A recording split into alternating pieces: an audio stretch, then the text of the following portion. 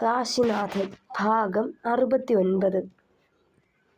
രചന അവതരണം ദിവ്യരാജ്. നിലത്തേക്ക് തെറിച്ചു വീണ ക്രിസ്റ്റഫർ ഞെട്ടിപ്പിടച്ചുകൊണ്ട് മുഖമുയർത്തി നോക്കുമ്പോൾ കാണുന്നത് ഫൈബർ കൊണ്ടുള്ള ഒരു കൃത്രിമക്കാലും ഉയർത്തിപ്പിടിച്ച് നിൽക്കുന്ന അരവിന്ദിനെയാണ്. എക്സിബിഷനു വേണ്ടി നിർമ്മിച്ച ഡമ്മിയിൽ നിന്ന് അടർത്തിയെടുത്തതാണതെന്ന് ഒറ്റ കാഴ്ചയിൽ ഓർത്തെടുത്തവൻ. ക്രിസ്റ്റി ആദ്യം തിരഞ്ഞത് കയ്യിലിരുന്ന് സിറിഞ്ചായിരുന്നു. പക്ഷേ പ്രഹരമേറ്റ സമയത്ത് കയ്യിൽ നിന്നത് നിലത്തേക്ക് തെറിച്ചു വീണ് 2 കഷ്ണങ്ങളായി ചിതറി മാറിയിരുന്നു. അതിൽ നിന്നും ആ മഞ്ഞ ദ്രാവകം നിലത്തേക്ക് ഒഴുകിയിറങ്ങി. നീ? പരിഭ്രാന്തിയോടെ അരവിന്ദിന് നേരെ വിരൽ ചൂണ്ടുമ്പോൾ അടച്ചിട്ടിരുന്ന വാതിൽ കടന്ന് അരവിന്ദ് എങ്ങനെ അകത്തെത്തിയെന്ന ചിന്തയിൽ നെറ്റിച്ചുളിച്ചു ക്രിസ്റ്റി. ഈ സമയം കൈ കൊടുത്ത് കാശി അരവിന്ദ് വലിച്ചെഴുന്നേൽപ്പിച്ചിരുന്നു. അതെ, ഞാൻ തന്നെയാ. ഒരിക്കൽ ഈ പാവത്തെ ദ്രോഹിച്ചത് പോരാഞ്ഞിട്ടല്ലേ വീണ്ടും ഇറങ്ങി പുറപ്പെട്ടത്? അപ്പൊ പിന്നെ തല്ല് കൊള്ളേണ്ടവൻ തന്നാ നീ. അരവിന്ദ് പല്ല് ഞെരിച്ചു. യൂ! അവന് നേരെ അലറിക്കൊണ്ട് ചാടി എഴുന്നേറ്റ് ചെന്നതും കയ്യിലിരുന്ന ഫൈബർ കാലെടുത്ത് ഒന്നുകൂടി വീശി അരവിന്ദ് ക്രിസ്റ്റിക്ക് നേരെ. ഓടങ്ങി നിൽക്കടാ അവിടെ. നേരത്തെ കിട്ടിയത് കുറഞ്ഞുപോയി. കനത്തിലൊരെണ്ണം കൂടി തന്നാലേ നീ ഇവിടെ തീരും. താക്കീതോടെ തുടർന്നവൻ. നിന്റെ കഴപ്പ് തീർക്കാനാ നീ ഇവിടേക്ക് കെട്ടിയെടുത്തതെന്ന് അറിഞ്ഞപ്പോൾ തൊട്ട് നിനക്ക് എന്തെങ്കിലും തന്നിട്ടേ പറഞ്ഞു വിടാവൂ എന്ന് ഞാനും ഉറപ്പിച്ചതാ. റാഗിങ്ങിൻ്റെ പേരിൽ നീ അന്ന് എന്നോട് കാട്ടിയ വൃത്തികേട് മറന്നിട്ടില്ല ഞാൻ. നിനക്കത് ഓർമ്മയില്ലെന്ന് തോന്നുന്നു. എങ്ങനെ ഓർക്കാനാ? ഞങ്ങളെപ്പോലെ എത്രയോ പേരെയാ നീ, അല്ലേടാ? വെറുപ്പാൽ അരവിന്ദിൻ്റെ മുഖം ചുളിഞ്ഞു. അവൻ പറയുന്നതൊക്കെ കേട്ട് കാശിയും ക്രിസ്റ്റിയും അവനെ ഒരുപോലെ ഞെട്ടലോടെ നോക്കി. വീണ്ടും ഒരു പ്രശ്നമുണ്ടാക്കണ്ടെന്ന് കരുതിയിട്ടാ ഒന്നും പുറത്തു കാട്ടാതെ ഞാൻ ഒതുങ്ങി നടന്നത്. അന്ന് ഈ നായ കാട്ടിയ വൃത്തികേട് കാരണം ആ ഒരു രാത്രി മുഴുവൻ ഞാൻ ഛർദ്ദിച്ചു, അറിയോ? പോരാത്തതിന് ഭക്ഷണം കാണുന്നതേ വെറുപ്പായി. വീട്ടിൽ ആരോടേലും പറയാൻ പറ്റുമോ? എന്ത് പറയും? ഇവനെന്നെ അമർഷത്തോടെ പറഞ്ഞു നിർത്തി അരവിന്ദ്. പിന്നെ ഫ്രണ്ട്സിനോട് പറഞ്ഞപ്പോൾ അവരിൽ ചിലരെങ്കിലും ഒന്നല്ലെങ്കിൽ മറ്റൊരു തലത്തിൽ ഇവൻ്റെ വൃത്തികേടിന് പാത്രമായവരാ. മറ്റുള്ളവർ ഇവനെയൊക്കെ പേടിച്ച് കണ്ണു മുന്നിൽ ചെന്ന് പെടാതെ രക്ഷപ്പെട്ട് നടന്നു വരും. അന്ന് പലരും കംപ്ലൈൻറ്റ് ചെയ്തിട്ടും ആ കോപ്പൻ മാനേജരും പ്രിൻസിയും ഇവനെതിരെ ആക്ഷൻ ഒന്നും എടുത്തിരുന്നില്ല. പുറത്താരെങ്കിലും അറിയിച്ചാൽ ഇൻറ്റേർണൽസ് കട്ട് ചെയ്യും എന്നൊരു ഭീഷണിയും. ചെറ്റകൾ! പല്ല് ഞെരിച്ചവൻ. അന്ന് നീ ഞങ്ങളോടൊപ്പം കാശിയുടെ ഫ്ലാറ്റിലേക്ക് വന്നതിന് പിന്നിൽ എന്തെങ്കിലും ദുരുദ്ദേശമുണ്ടാവുമെന്ന് ഊഹിച്ചു. പക്ഷേ അതിങ്ങനെ സീൻ പിടിക്കാനാണെന്ന് അറിഞ്ഞിരുന്നില്ല. ഇവൻ വൈകിട്ട് വിളിച്ചപ്പോഴാ ഒളി ക്യാമറയുടെ കാര്യം രഹസ്യമായി പറഞ്ഞത്. അന്നേ കരുതിയതാ നീ ഇതുപോലെ വേലയിറക്കാൻ വരുമെന്ന്. പക്ഷേ അന്നേരം ഞങ്ങളുടെ ഡൗട്ട് മറ്റൊന്നായിരുന്നു. ആ ക്യാമറ നീ എങ്ങനെ തിരിച്ചെടുക്കുമെന്ന്. കള്ളത്താക്കോൽ ഉപയോഗിച്ച് നീ അത് കൈക്കലാക്കിയ കാര്യം ഇവൻ ഇന്നലെ വിളിച്ചു പറഞ്ഞപ്പോഴേ കരുതിയിരുന്നതാ നിന്റെ ശരിക്കുള്ള മുഖംമൂടി എല്ലാവരുടെ മുന്നിലും വെച്ച് വലിച്ചു പറിക്കണമെന്ന്. അരവിന്ദ് അത് പറയുമ്പോൾ ഒക്കെ നടുക്കത്തോടെ കേട്ടുനിന്നു ക്രിസ്റ്റി. കാശിയുടെ ചുണ്ടിൽ ചെറിയൊരു പുഞ്ചിരിയും. മോനെ ക്രിസ്റ്റഫറെ, 4000-ഓളം മെഡിക്കൽ സ്റ്റുഡൻസും 300-ഓളം സ്റ്റാഫ്സും ഉള്ള ഒരു സ്ഥാപനമായത്.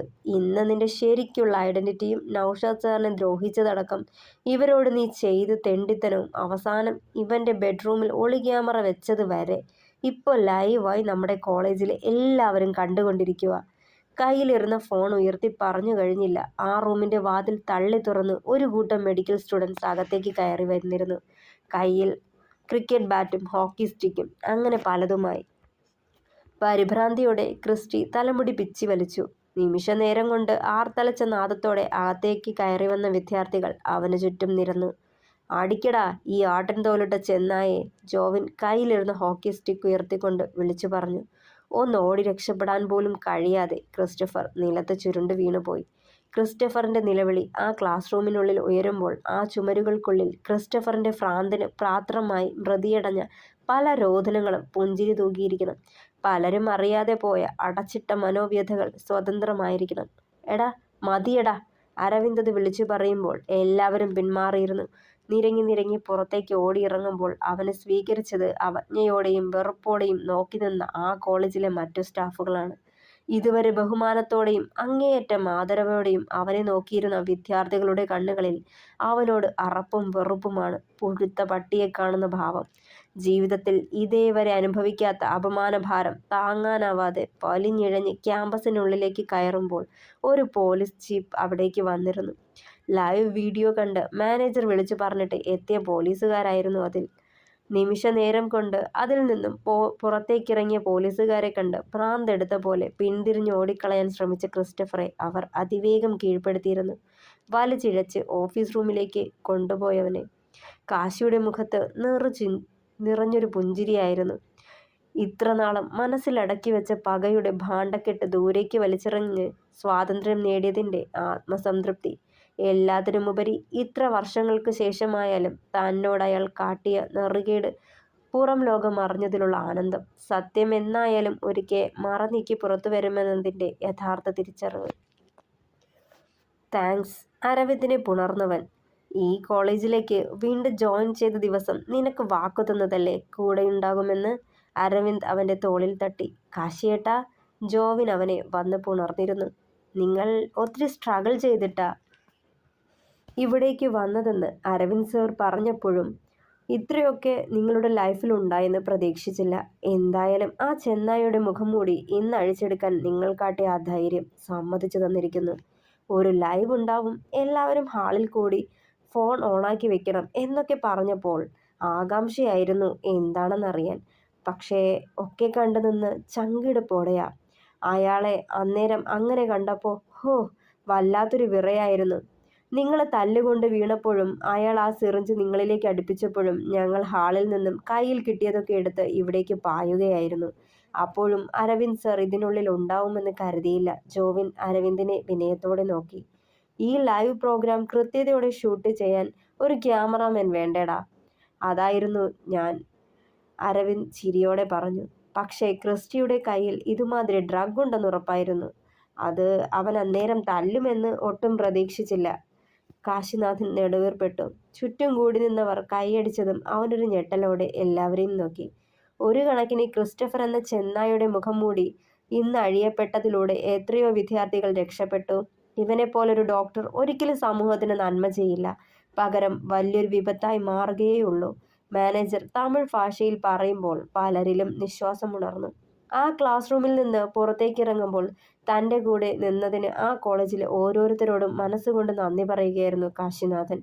പിയൂൺ വന്ന് കാശിയെയും ആനന്ദിനെയും മൊഴിയെടുക്കാനായി സ്റ്റാഫ് റൂമിലേക്ക് വിളിപ്പിച്ചു. പരസ്പരം ഒന്ന് നോക്കിയ ശേഷം ഉറച്ച കാലടികളോടെ രണ്ടാളും സ്റ്റാഫ് റൂം ലക്ഷ്യം വെച്ച് നടന്നു. ശരീരമാസകലം മുറിവുകളും ചോരയുമായി ഒരു മൂലയ്ക്ക് അപമാനഭാരത്താൽ തലതാഴ്ത്തി നിൽക്കുന്ന ക്രിസ്റ്റഫറിനെ പുച്ഛത്തോടെ നോക്കി കാശിനാഥൻ. അന്ന് കാർ പാർക്കിങ്ങിൽ വെച്ച് ക്രിസ്റ്റഫർ ഭീഷണിപ്പെടുത്തിയതൊക്കെ മനസ്സിലേക്ക് വന്നതും പരിഹാസം നിറഞ്ഞൊരു ചിരി അവൻ്റെ ചുണ്ടിൽ പൊതിഞ്ഞു. എൻ്റേതല്ലാത്ത ഐഡൻറ്റിറ്റി പുറത്തു പറഞ്ഞ് മറ്റുള്ളവരുടെ മുന്നിൽ എന്നെ നാണം കെടുത്തുമെന്ന് പറഞ്ഞവനാ. ഇന്ന് അവൻ്റെ യഥാർത്ഥ ഐഡൻറ്റിറ്റി ഈ കോളേജിലെ സകലരും അറിഞ്ഞിരിക്കുന്നു. ക്രിസ്റ്റഫറിനെ രൂക്ഷമായി നോക്കി കാശിനാഥൻ.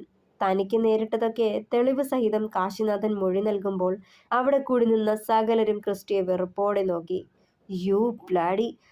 സംഭവം നടന്ന സമയത്ത് ക്രിസ്റ്റഫറിൽ നിന്ന് തഞ്ചത്തിൽ കൈക്കലാക്കിയ ഫോൺ തെളിവിനായി കാശി പോലീസുകാരെ ഏൽപ്പിക്കുമ്പോൾ ക്ഷുഭിതനായ ക്രിസ്റ്റഫർ അലറിക്കൊണ്ട് കാശിക്ക് നേരെ കയ്യോങ്ങിയതും 2 പോലീസുകാർ ചേർന്ന് കാശിയുടെ മുന്നിലിട്ട് തന്നെ ക്രിസ്റ്റഫറിനെ കൈവച്ചു. അതും പോരാതെ കേട്ടാൽ അറപ്പുളവാക്കുന്ന ഭാഷയിൽ ശരകാരിക്കുകയും ചെയ്തു. നിലത്ത് ചുരുണ്ടു വീണു ക്രിസ്റ്റഫർ. വേദനയാൽ കണ്ണിൽ നിന്നും കണ്ണുനീരിറ്റ് വീണുകൊണ്ടിരുന്നു. അത്രയും പേരുടെ മുന്നിൽ അപമാനിതനായവൻ്റെ ഭാരം അവൻ്റെ ശിരസ് കുനിഞ്ഞു. ജീവിതത്തിൽ ആദ്യമായി താൻ മറ്റുള്ളവർക്ക് മുന്നിൽ പരിഹാസ്യനായി തീർന്നിരിക്കുന്നു. തകർന്നു പോയിരുന്നവൻ മനസ്സ് കൈപ്പിടിയിൽ നിലയ്ക്കാതെ പോക്കറ്റിലേക്ക് കൈകൾ ചലിച്ചു. നേരത്തെ കരുതിയ ഡ്രഗ് അവൻ കയ്യിലെടുത്തതും പോലീസിന്റെ പിടിവീണിരുന്നു. ആഹാ, ഇതും നിന്റെ കയ്യിലുണ്ടായിരുന്നോ? യോ PC, ഇവന്റെ പേരിൽ ഡ്രഗ് അബ്യൂസ് കൂടി ചാർജ് ചെയ്തോ? പകുതി മലയാളം കലർന്ന ഭാഷയിൽ ആ ഓഫീസർ വിളിച്ചു പറയുമ്പോൾ തനിക്കൊന്നും ചെയ്യാൻ കഴിയില്ലെന്നോർത്ത് അലറി വിളിച്ചു ക്രിസ്റ്റി പരിതാപകരമായി. അവൻ്റെ ഓരോ ചലനങ്ങളും ഭാവങ്ങളും മാറി നിന്ന് ആസ്വദിക്കുകയായിരുന്നു കാശിനാഥൻ വന്യമായ ഭാവത്തോടെ. ഇത്ര നാളും ഉള്ളിലൊതുക്കിയ നോവുകൾ പലതും അവനിൽ നിന്നും അലിഞ്ഞില്ലാതായിക്കൊണ്ടിരുന്നു. കാശിയുടെ മൊഴി രേഖപ്പെടുത്തിയ ശേഷം സാക്ഷിമൊഴികളുടെയും തെളിവുകളുടെയും അടിസ്ഥാനത്തിൽ ക്രിസ്റ്റഫറിനെ അറസ്റ്റ് ചെയ്ത് പോലീസുകാർ കോളേജ് ക്യാമ്പസിലൂടെ വലിച്ചിഴച്ച് കൊണ്ടുപോകുന്ന കാഴ്ച നിർവൃതിയോടെ നോക്കി നിന്നു കാശിനാഥൻ. ഇത്ര വർഷവും താൻ അനുഭവിച്ച ഫ്രസ്ട്രേഷൻ എന്നേക്കുമായി അകന്ന് മനസ്സൊന്ന് ശാന്തമാവുമ്പോൾ നെഞ്ചിലുറഞ്ഞ ഭാരങ്ങളകന്ന് ഭാരമൊഴിഞ്ഞ് സ്വതന്ത്രമായ പോലെ തോന്നി കാശിനാഥന്. അന്ന് തന്നെ അത്രമേൽ ദ്രോഹിച്ചവർക്കെതിരെ ഒരു ചെറുവിരലനക്കാൻ കഴിയാത്തതും തൻ്റെ നിരപരാധിത്വം തെളിയിക്കാനാവാതെ പോയതും ഒക്കെയായിരുന്നു ഏറ്റവും വേദന. ആ വേദന കുറച്ചു നിമിഷങ്ങൾക്ക് മുന്നേ വരെ തന്നെ അലട്ടിയിരുന്നു. പക്ഷേ ഇപ്പോൾ തെറ്റ് ചെയ്ത് ക്രിസ്റ്റഫറിൻ്റെ മുഖംമൂടി മറ്റുള്ളവർക്ക് മുന്നിൽ തുറന്നു കാട്ടിയപ്പോൾ അറിഞ്ഞ സന്തോഷം അത് ഈ ലോകത്തിലെ മറ്റൊന്നിനും നൽകാനാവില്ല. ഓർത്തുപോയവൻ. ഇനി ഒരു കടം കൂടി. സിയാന് നീതി ലഭിക്കണം. അവനെ ദ്രോഹിച്ചവരെല്ലാം ശിക്ഷിക്കപ്പെടണം. മനസ്സിൽ ഉറപ്പ്. പതിവിലും വൈകി ഫ്ലാറ്റിലേക്ക് ചെന്ന് കയറുമ്പോൾ ആധിയോടിരുന്നവൾ വേഗം അവനരികിലേക്ക് ചെന്നിരുന്നു. നെറ്റിയിലെ മുറിവും ഇളം റോസ് നിറത്തിലെ ഷർട്ടിൽ പതിഞ്ഞിരിക്കുന്ന ഉണങ്ങിപ്പിടിച്ച ചോരയും മണ്ണും പൊടിയും കണ്ടതേ പരിഭ്രമിച്ചുപോയി. കണ്ണേട്ടാ, ഇതൊക്കെ എന്താ? വിറയോടെ ചോദിക്കുമ്പോൾ നിറഞ്ഞ ചിരിയോടെ കണ്ണ് ചിമ്മി കാട്ടിക്കൊണ്ട് അകത്തേക്ക് കയറിപ്പോയവൻ. വൈശു പിന്നാലെയും. ചെന്ന പാടെ കയ്യിലിരുന്ന ബാഗ് ടേബിളിന് മുകളിൽ വെച്ച ശേഷം മൊബൈൽ ഫോൺ കയ്യിലെടുത്തിരുന്നവൻ. പതിവില്ലാത്ത അവൻ്റെ പ്രവർത്തികൾ കണ്ടതേ നെറ്റി ചുളിച്ചവൾ വീണ്ടും. കണ്ണേട്ടാ, എന്താണെങ്കിലും പറയ്. ചാടിത്തുള്ളി ചെല്ലുമ്പോൾ നേരത്തെ ലൈവ് വീഡിയോ അവൾക്ക് കാട്ടിക്കൊടുത്തു കാശി. സ്ക്രീനിൽ ക്രിസ്റ്റഫറിനെ കണ്ടതേ ഒന്ന് വിറച്ചവൾ. പിന്നെ നടന്നതൊക്കെ ഓരോന്നും കാണവേ പല പല ഭാവങ്ങൾ അവളിൽ മിന്നിമാഞ്ഞു. ഒക്കെയും കണ്ട് വിശ്വസിക്കാനാവാതെ കണ്ണുമിഴിച്ചു പോയവൾ ആ നിമിഷങ്ങളിലെല്ലാം. ക്രിസ്റ്റഫറിൻ്റെ നേർക്ക് പാഞ്ഞെടുത്ത വിദ്യാർത്ഥികളുടെ കൂട്ടം കണ്ടതേ വീഡിയോ താനെ നിന്നിരുന്നു. ഇത്രയേ ലൈവ് പോയുള്ളൂ വൈശു. പിള്ളേരൊക്കെ കൂടി അവനെ നല്ലോണം കൈകാര്യം ചെയ്താ വിട്ടത്. പോരാത്തേന് പോലീസുകാരും നല്ല പോലെ പെരുമാറിയിട്ടുണ്ട്. അവൻ്റെ മുഖത്ത് അന്നേരം തെളിഞ്ഞ നിസ്സഹായതയും ഭയവും ആസ്വദിക്കുകയായിരുന്നു ഞാൻ. കണ്ണീന്ന് പൊന്നീച്ച പറക്കുന്ന ആ രംഗം ഞാൻ അവൻ്റെ കണ്ണുകളിൽ കണ്ടടോ. അത്രമാത്രം വേദന അനുഭവിച്ചവൻ. അന്ന് അവൻ എനിക്ക് തന്ന നോവുകളുടെ തുലാസിൽ ഇതൊന്നും ആയിട്ടില്ല. എങ്കിലും അവൻ്റെ കണ്ണുനീർ എനിക്കിന്ന് ലഹരിയായിരുന്നു. പകയോടെ കാശി പറയുന്നുണ്ടായിരുന്നു. കണ്ണേട്ടാ. അവൻ്റെ നെഞ്ചിലേക്ക് ചാഞ്ഞവൾ. അവനിൽ നുരഞ്ഞു കയറിയ കലി പതിയെ അടങ്ങി. അവളെ ഇരു കൈയാലെയും പൊതിഞ്ഞു പിടിച്ചവൻ. എന്നാലും ആ ബൊക്കയില് ക്യാമറയായിരുന്നുവെന്ന് എന്നോട് പറഞ്ഞില്ലാലോ? ഇത്തിരി പരിഭവത്തോടെ ചോദിച്ചവൾ. പറയണ്ടാന്ന് കരുതി. അന്നേരം അവൻ്റെ ഉദ്ദേശം അറിയില്ലല്ലോ. പിന്നെ നീ അത് ഇവിടെ വെക്കാൻ സമ്മതിച്ചില്ലെങ്കിലോ? പാനിക്കായാലോ? അങ്ങനെ പല ചിന്തകളും ആയിരുന്നു. മെല്ലെ അവളെ അടർത്തി മാറ്റി ആ മുഖത്തൂടെ വിരലോടിച്ചവൻ. അപ്പോ ഒക്കെ അറിയാണ്ട് ഞാനെങ്ങാനും ഇവിടെ നിന്ന് വസ്ത്രം മാറുകയോ മറ്റോ ചെയ്തിരുന്നേലോ? ചുണ്ടുകൂർപ്പിച്ചവൾ. രാവിലെ കോളേജിലേക്ക് പോകുന്നതിന് മുന്നേ ക്യാമറയുടെ പൊസിഷൻ മാറ്റി വെക്കാറുണ്ടായിരുന്നു ഞാൻ. അതല്ലെങ്കിൽ ദേ ആ ശില്പമെടുത്ത് അതിനു മുന്നിലേക്ക് തള്ളി വെച്ചിട്ടാ പോവാറ്. പറഞ്ഞുകൊണ്ട് ഇരുന്നൊരു ലവ് ബേർഡ്സിന്റെ ശില്പം അവൾക്ക് ചൂണ്ടിക്കാട്ടിക്കൊടുത്തു. എൻ്റെ പൊന്നെ, കാശിനാഥൻ ആള് കൊള്ളാലോ. എങ്ങനെ നടന്ന ചെക്കനാ. പേടിച്ച് വിറച്ച് ആരുടെയും മുഖത്ത് നോക്കാതെ ഇപ്പോ ഈ നഖം വരെ ധൈര്യ. അവൻ്റെ കൈ പിടിച്ചെടുത്ത് പറഞ്ഞതും ചേർത്ത് പിടിച്ച ആ നെറുകിൽ ചുംബിച്ചു കാശി. ഒത്തിരി സന്തോഷം തോന്നാ കണ്ണേട്ടാ. ഒത്തിരി അഭിമാനം തോന്നാ ഇങ്ങനെ തലയുയർത്തി പിടിച്ച് നിൽക്കുന്നത് കാണുമ്പോൾ. ഒരിക്കൽ ഇയാൾ കാരണം നിരപരാധിയായിരുന്നിട്ട് കൂടി എല്ലാവരുടെയും മുന്നിൽ അപമാനിതനായി തല താഴ്ത്തി നിന്നതല്ലേ എൻ്റെ കണ്ണേട്ടൻ. ഇന്ന് ആ സ്ഥാനത്ത് അയാൾ. അതും എൻ്റെ കണ്ണേട്ടൻ കാരണം. പക്ഷേ ഒരു വ്യത്യാസം. അയാൾ തെറ്റ് ചെയ്തിട്ടുണ്ട്. അവൻ്റെ ഇരു കവളിലും കൈ ചേർത്ത് വെച്ചവൾ നിറഞ്ഞ പുഞ്ചിരിയോടെ. എന്നെ ഞാനാക്കിയത് നീയല്ലേ പെണ്ണെ. എൻ്റെ ബലം എനിക്ക് തന്നെ കാട്ടിത്തന്നത് നീയല്ലേ. ഇരു കയ്യാലെയും ആ മുഖം കൈക്കുമ്പിളിലെടുത്തവൻ. കണ്ണേട്ടനെ തകർത്ത ഒരാളെ പോലും വെറുതെ വിടരുത്. എല്ലാവരും അനുഭവിക്കണം. നിയമത്തിന് മുന്നേ കൊണ്ടുവരണം. പകയോടെ പറയുന്നുണ്ടായിരുന്നു വൈശു. വേണം. എൻ്റെ സിയാനെ ഇല്ലാതാക്കിയ ഒരുത്തനെ പോലും വെറുതെ വിടില്ല. എത്ര അകലെയായാലും എത്ര വലിയ പദവിയിലായാലും. കൈ ചുരുട്ടി പിടിച്ച് കോപം അടക്കിയവൻ. തുടരും. അപ്പോൾ അഭിപ്രായങ്ങൾ പറയണേ.